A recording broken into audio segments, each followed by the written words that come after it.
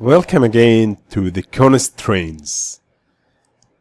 We are going to talk about this part and how important this one is to any project and to manage any project. I picked this activity to use because this activity has a total float. And while I'm explaining, just keep an eye on the total float. Always keep an eye on the total float while you're adding the constraints and see the different types of constraint you're going to add.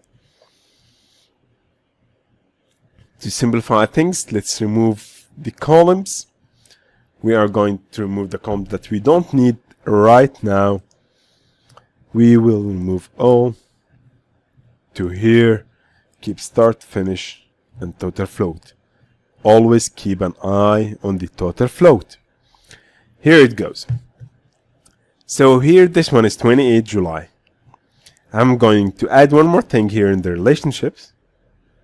I'm going to add two columns in the predecessor columns. I'm going to add the free float and the total float.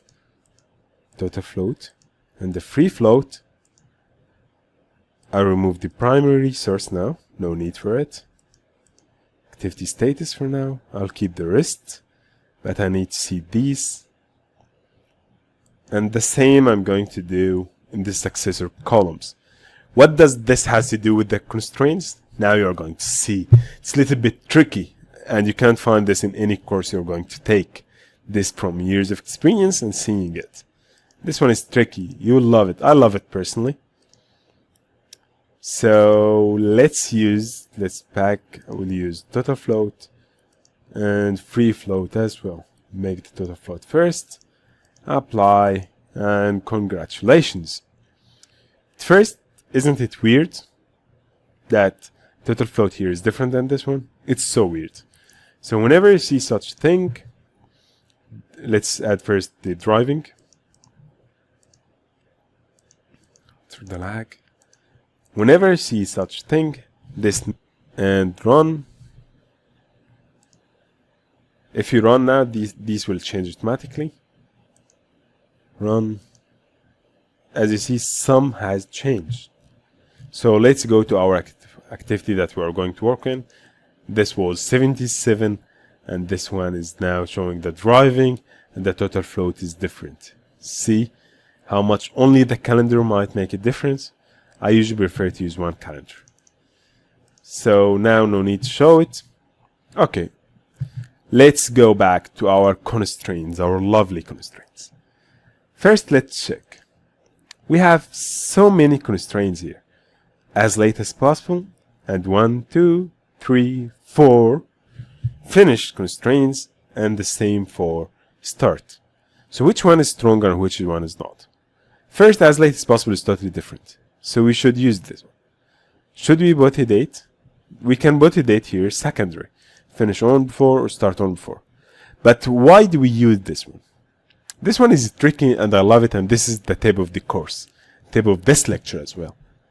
This one we use it especially in the procurement activities or pre-qualification and manufacturing activities, because you don't want to deliver the ceramic tiles while the site is not ready yet.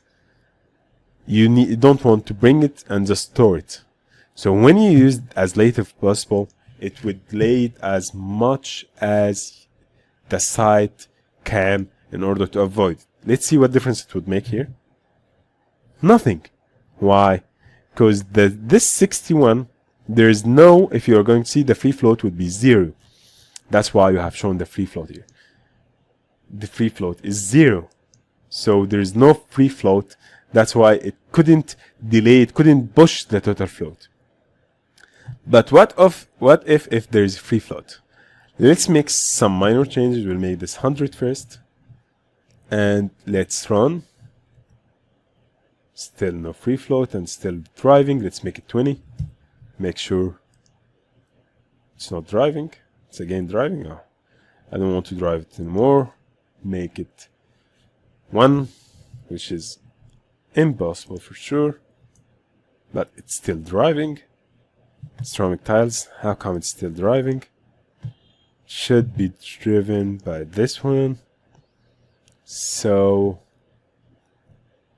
okay, it's 12 November. Yeah, okay. It's shown here because we are keeping this one. That's why it's shown 11 November. I've already forgot. So if you could, it's not going to be driving.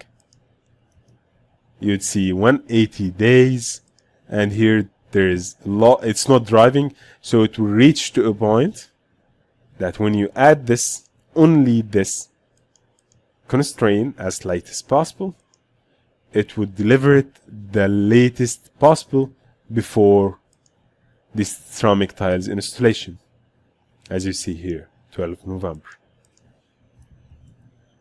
And you have to finish on or before 28 November. Mandatory finish. This is the most constrained milestone, 28 November. So what if we change this one? Let's break the logic. 28 August. Any reason without relationship. So here you just want to say that I cannot finish before this, so I need to finish on or after 28 January 19. So for any reason outside of the relationship, this you might add it because you cannot justify it. You might add it in the notebook if finish on or before, but later date you are going to see that okay, that you have more float here and it should be finished. It can finish with the respect of the float as well. But what if we use finish on? Now you have seen each and every case. It would be as well 0 because it's different path now. The same would happen for mandatory finish, happen for our case here. It would be as well 0. It's a different path. So try to make sure that you're using at least the minimum constraint to make sure that you are not neglecting the logic and you're using something that you can track it back again. The less constraints you're using is better because this will make sure that the schedule is reading correctly and you don't have many paths to control and to follow. But whatever contractual constraint, contractual date, let's say assume that you have to finish the procurement of ceramic tiles on 28 January or before, so that's why you should add this constraints.